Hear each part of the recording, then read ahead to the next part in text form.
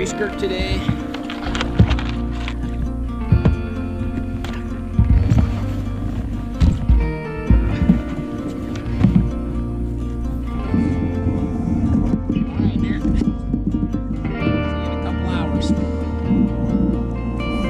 Do the work.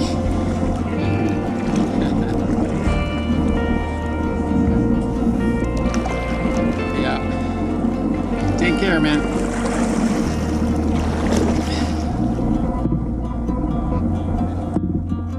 All right, I'm looking forward to the fish report.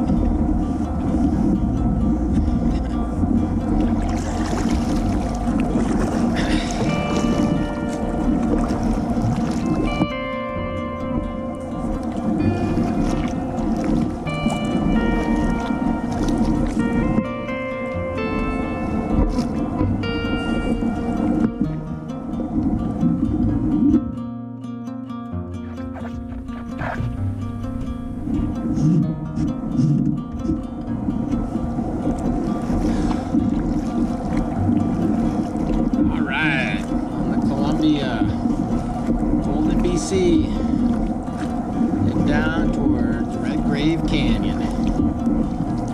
Here we go.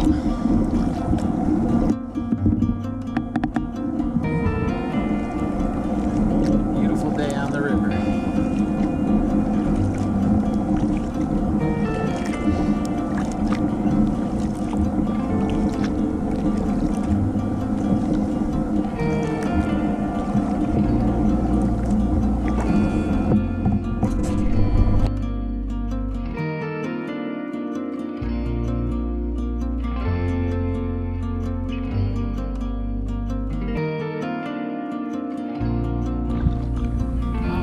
Good morning, everybody. We're in Golden, BC today, and we're heading to Lake Kinbasket Resort. It's about 34 miles, and we're just coming up on the Kicking Horse River here on my right. So, see that in just a second. We're going to nudge our boat right into the current up here because it's fairly strong, and it's going to add quite a bit of flow to the river. I can see that already. The river's pretty wide. So let's go ahead and switch over.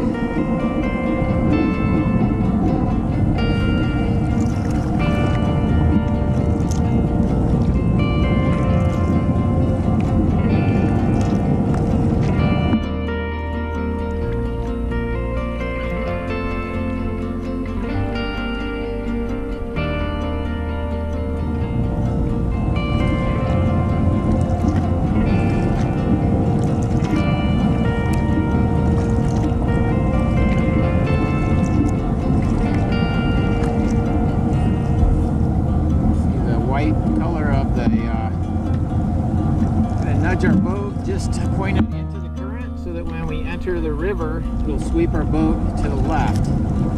So here we go. Come in, hit the current, and sweeps us down to the left. And now we're in the main flow of the river. Very cool.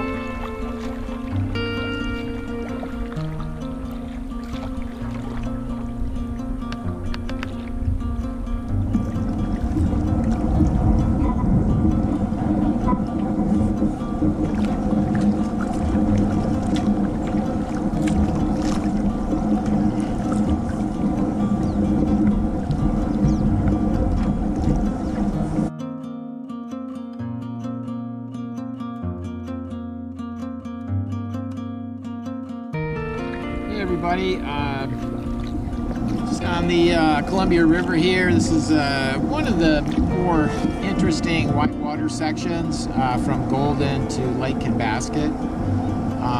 The river's here in kind of mid-August, so we don't have high flows. It's kind of a medium.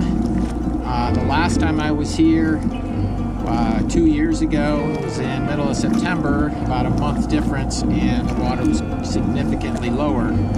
So I'm expecting a few bigger waves today and maybe some bigger hydraulics when I get into Red Grave Canyon.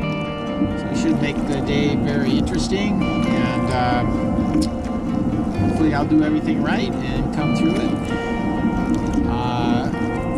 You can see that the rocks on the bank here, and you can see the high flow would go over this island here to the right, and so it's down, 2-3 feet for sure. And I actually have some gravel bars, like you see over here on the corner is another ribbon of water flows in.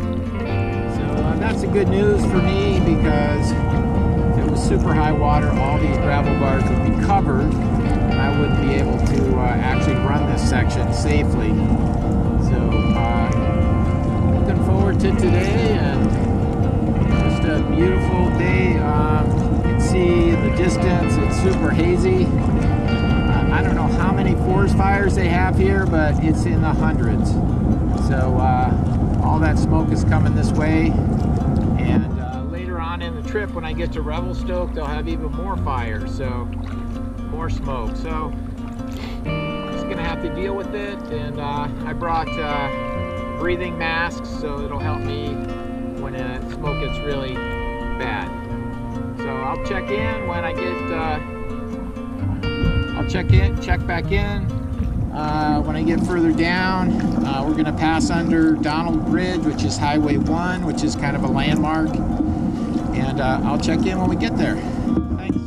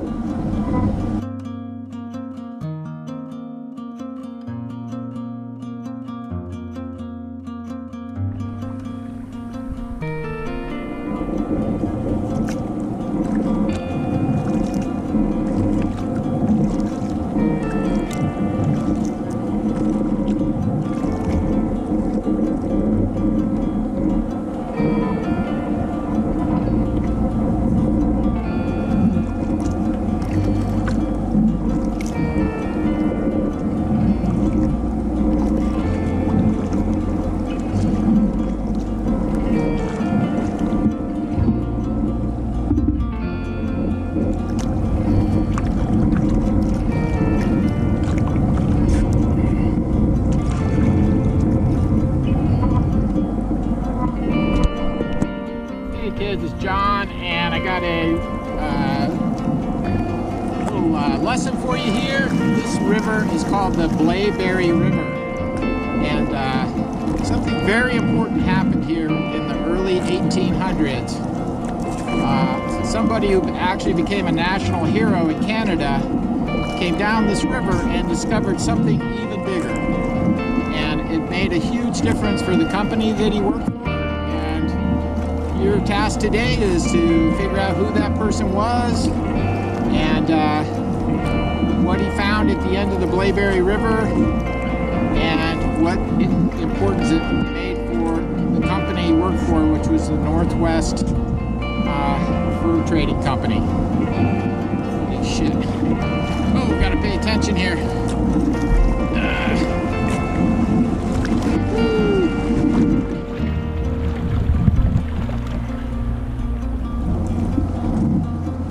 Multiple outlets on this river. I kind of got a little bit surprised by the current there, so I had to react fast. So I'll be back in a minute and tell you what the answer is.